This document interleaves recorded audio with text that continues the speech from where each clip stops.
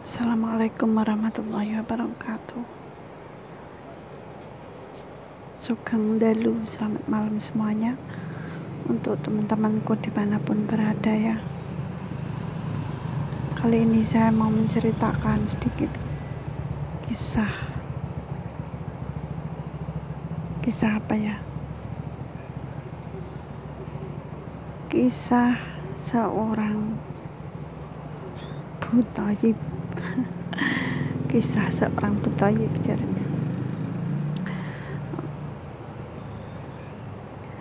Inilah kutipan dan kisahnya diri saya sendiri, saya tidak menceritakan orang lain ya.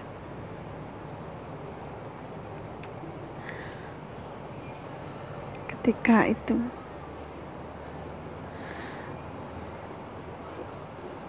saya belum pernah ke manapun, belum pernah bekerja dimanapun ya.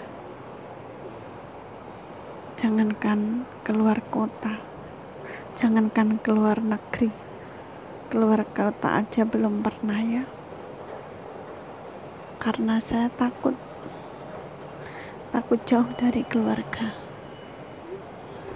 takut jauh dari orang-orang yang saya sayangi, takut jauh dari orang yang saya cintai,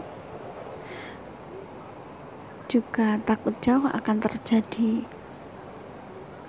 sesuatu yang tidak saya inginkan. Di suatu hari dengan keberatan yang sangat-sangat berat ya, keberatan hati yang sangat teramat berat dan sakit teramat sakit,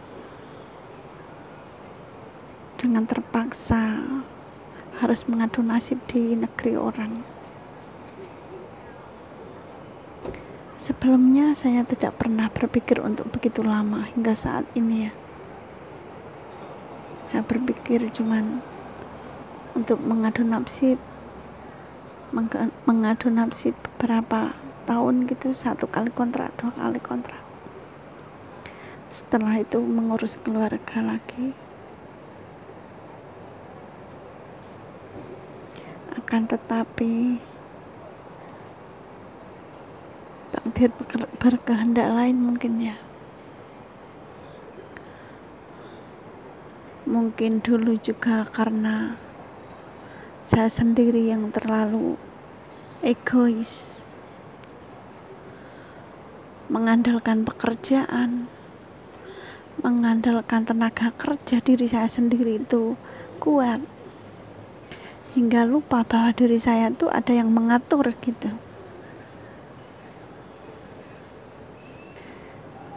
Jika sesuatu dari awal diniati dengan tidak baik, maka hingga pertengahan bahkan hingga akhir tidak akan menjadi baik. Apalagi restu orang tua, doa orang tua itu yang paling utama. Kita mau melangkah kemanapun, di saat kita dekat orang tua, kita merasa tidak memerlukan mereka. Seolah-olah kita bisa sendiri karena kita masih muda, karena kita kuat. Padahal tidak ada orang yang tahu kapan ajal kita tiba. Dengan sangat setengah memaksa juga terpaksa, saya minta izin kepada keluarga, kepada anak. Meskipun hari itu saya belum pernah meninggalkan anak 1 hari pun, jangankan 1 hari, tidur pun tidak pernah terpisah dengan anak. Tapi di hari itu dengan hati yang berat, saya harus memutuskan untuk mengadu nasib juga.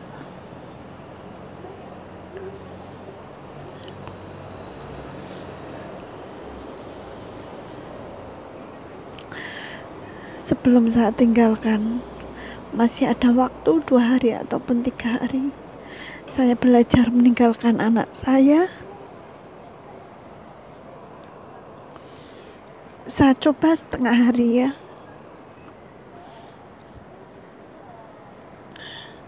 Saya coba setengah hari meninggalkannya. Apakah anak saya kehilangan saya apa enggak?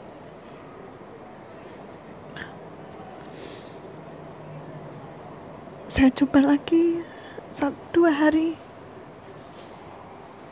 Saat itu saya masih kerja di tempat terdekat saya sengaja nggak pulang supaya anak saya terbiasa ya.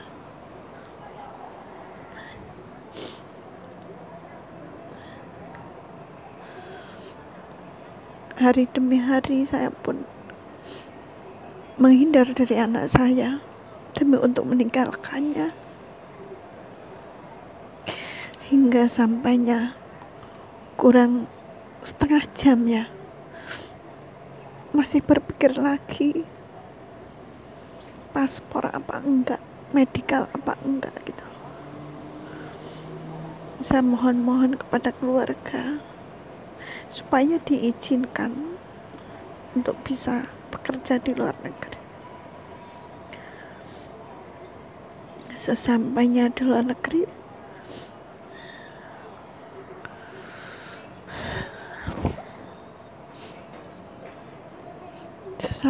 luar negeri, apa yang terjadi? Ternyata tidak cukup 1 tahun, 2 tahun, tetapi pikiran selalu ingin sambung lagi.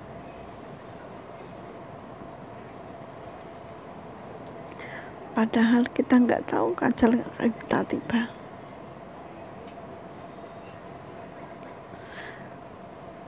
Kita pikir juga kalau kita putus asa, kita nggak mau bekerja, sama saja dengan putus asa.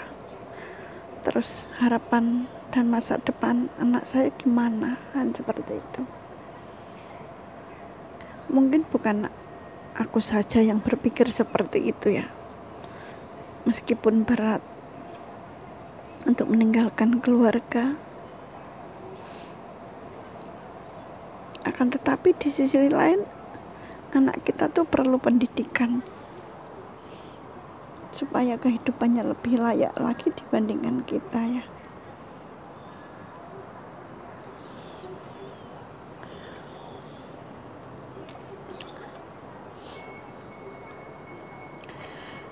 Sekuat-kuatnya kita pasti ada yang mengaturnya.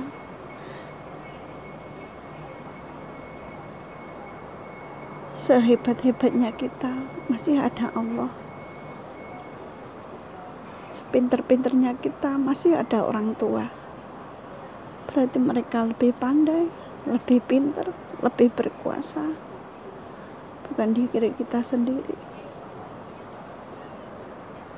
Karena mungkin dulu saya cara berpikirnya sangat-sangat salah.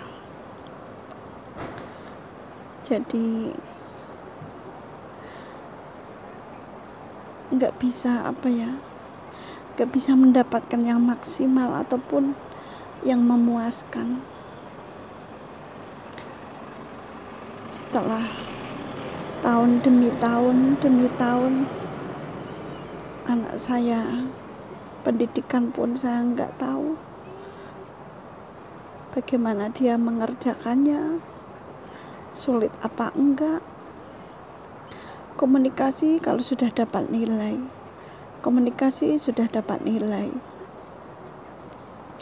meskipun bisa komunikasi tiap hari, kita nggak mungkin mengajari ini harus seperti ini, seperti itu setiap saat tuh nggak mungkin. Hanya doa dan doa, karena tidak ada penghalang untuk mendoakan anaknya.